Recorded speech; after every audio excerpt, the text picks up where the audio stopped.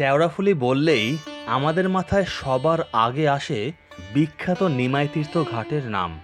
মহাপ্রভু শ্রী চৈতন্যদেবের স্মৃতিবিজড়িত এই ঘাটের কথা আমরা অনেকেই জানি, কিন্তু আপনি কি জানেন এই নিমাই তীর্থ ঘাট ছাড়াও শেওড়াফুলির গঙ্গাপাড় জুড়ে ছড়িয়ে রয়েছে আরও বহু প্রাচীন এবং ঐতিহাসিক ঘাট।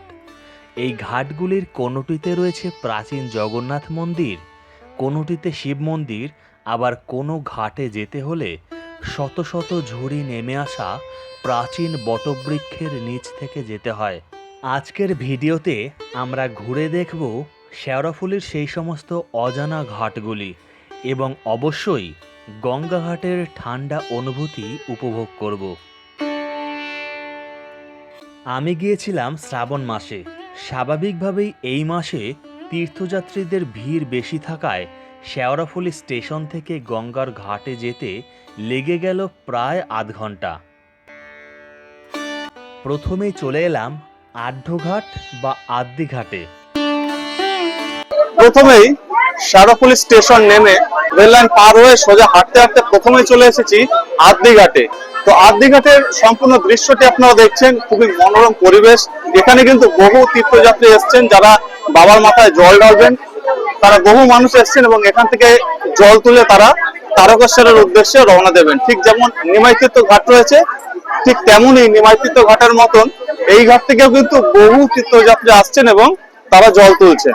তো এই সিনারিটা আপনারা দেখুন, অসাধারণ একটি চিত্র। দূরে বেশ কিছু বড় বড় লঞ্চ যাচ্ছে এবং ছোট ছোট কিছু ডিঙি নৌকা রয়েছে। ঘাটে ঢোকার মুখেই ডান দিকে এবং বাঁ দিকে দুটি শিব মন্দির রয়েছে। তো জোড়া শিব মন্দিরের অবস্থানে এই স্থান মাহাত্ম্য কিন্তু আরো প্রকট হয়ে উঠেছে। বহু তীর্থযাত্রী তারা আসছেন, প্রথমে এই বাবার মাথায় জল ঢেলে এখান থেকে জল তুলে তারপর কিন্তু আবার তারকেশ্বরের উদ্দেশ্যে রওনা দিচ্ছেন। বন্ধুরা, এই ঘাটের ওপরে যে প্রতিষ্ঠা ফলকটি রয়েছে, সে প্রতিষ্ঠা ফলকে লেখা রয়েছে স্থাপিত 1308 সাল 22শে জ্যৈষ্ঠ, এবং ঘাটের নাম হচ্ছে অন্নদাপ্রসাদ আড্ডঘাট। কিন্তু মানুষের মুখে মুখে এই ঘাট প্রচলিত হয়ে যায় আদ্দিঘাট নামে। তো চলুন এর পরবর্তী ঘাটে আপনাদের নিয়ে যাই।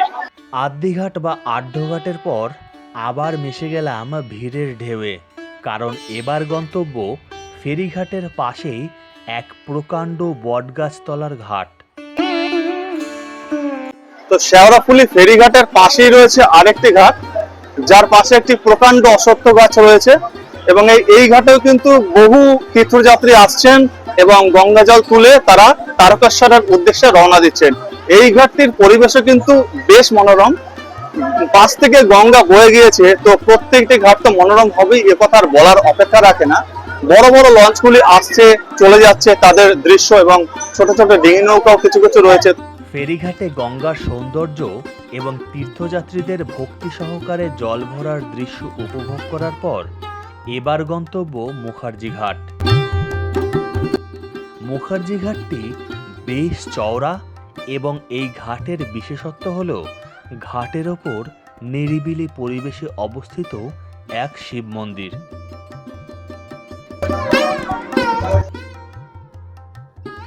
তো মুখার্জি ঘাটে এসে কিন্তু দেখছি প্রচুর দোকান রয়েছে, তার মধ্যে ডান পাশে একটি ছোট্ট দোকান রয়েছে। এখানে আকন্দ ফুলের মালা, রজনীগন্ধা থেকে শুরু করে বিভিন্ন উপকরণ রয়েছে।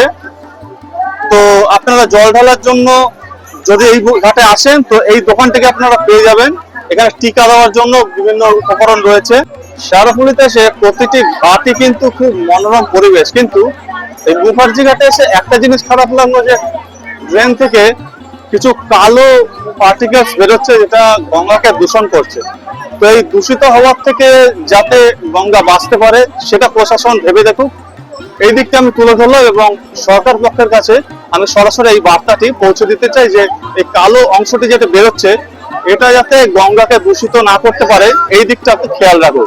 পাশাপাশি শেওড়াফুলির প্রত্যেকটি ঘাটই কিন্তু মনোরম। এই মনোরম পরিবেশকে অক্ষুণ্ণ রাখতে গঙ্গার দূষণও ঠেকাতে হবে, এটা আমাদেরই দায়িত্ব। মুখার্জি ঘাট ঘোরার পর এবার যাব এখানকার অন্যতম আকর্ষণ জগন্নাথ ঘাটে। তাই আবার গা ভাসিয়ে দিতে হবে ভিড়ের জোয়ারে। জগন্নাথ ঘাটকে দেখেই বোঝা যায় এই ঘাট বহু প্রাচীন।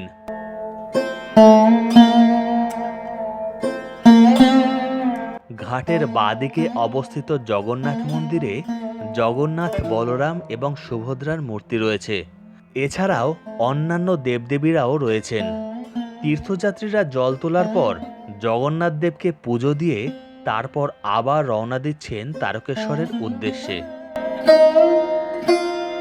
জগন্নাথ ঘাট ঘুরে মন ভরে গেল, তাই প্রসন্ন মনে আবারও রওনা দিলাম পরবর্তী ঘাটের দিকে। এবার যাব শ্যামাচরণ চট্টোপাধ্যায় ঘাট। শ্যামাচরণ চট্টোপাধ্যায় ঘাটে ঢোকার আগেই বাঁদিকে শিব মন্দিরটিকে দেখে বোঝা যায় এটি বহু প্রাচীন। এই ঘাটে আসলে বাড়তি পাওনা হলো ঘাটের ডান দিকে রয়েছে একটি পার্ক। ঘাটে এসে ডান দিকেও একটি বিশাল বড় আম গাছ রয়েছে। এই আম গাছের নিচে একটি শিবলিঙ্গ রয়েছে। এখানে অনেকে কিন্তু জল ঢালছেন এবং তারপর গঙ্গা জল নিয়ে তারকেশ্বরের উদ্দেশ্যে রওনা দিচ্ছেন। এবার যে ঘাটে যাচ্ছি সেখানে আপনাদের তো অবশ্যই নিয়ে যাব, কিন্তু বিশ্বাস করুন এই ঘাটে এসে মনে হলো নতুন কিছু আবিষ্কার করেছি। এই ঘাটটির নাম বালিঘাট। ঘাটে ঢোকার মুখেই বাঁদিকে একটি মসজিদ এবং মসজিদ ছাড়িয়ে এক প্রাচীন বটবৃক্ষ। বটবৃক্ষের থেকে নেমে এসেছে শত শত ঝুড়ি। এই বটবৃক্ষের নিচ থেকে যেতে হয় গঙ্গার ঘাটে। এই গাছের নিচ থেকে যেতে যে রোমাঞ্চকর অনুভূতি হয়েছিল তা বলে বোঝানো যাবে না। বয়ে যাওয়া গঙ্গার ইতিহাসের সাক্ষী নিয়ে যেন বুড়ো বটগাছটি তীর্থযাত্রীদের গল্প শোনাচ্ছে। পাখির কলতান এবং ছায়াস্নিগ্ধ মনোরম পরিবেশে গাছের তলার নিচে তীর্থযাত্রীরা আসছেন, স্নান করছেন, জল ভরছেন, আবার রওনা দিচ্ছেন তারকেশ্বরের উদ্দেশ্যে। এখানে যেন প্রকৃতি তার নিজস্ব সুরে নিরবিচ্ছিন্নভাবে আধ্যাত্মিকতার মালা গেঁথে চলেছে। মনে আরও আনন্দ নিয়ে এগোতে থাকলাম পরবর্তী ঘাটের দিকে। এবারে গন্তব্য এখানকার সবচাইতে পরিচিত এবং ঐতিহাসিক নিমাইতীর্থ ঘাট। দূর থেকে দেখা যায় ঘাটের তোরণ। ঘাটের বাঁদিকে রয়েছে জগন্নাথ, বলরাম এবং সুভদ্রার মন্দির এবং ডান দিকে শ্রী শ্রী চৈতন্যদেব ও নিত্যানন্দ প্রভুর মন্দির। সব থেকে বেশি ভিড় এই নিমাইতীর্থ ঘাটেই। এখানে এত ভিড় হবার একটি বিশেষ কারণও রয়েছে। বিশ্বাস করা হয় প্রায় 500 বছর আগে মহাপ্রভু শ্রী চৈতন্যদেব এই ঘাটে স্নান করেছিলেন, যার ফলে এই ঘাটের নাম হয় নিমাইতীর্থ ঘাট।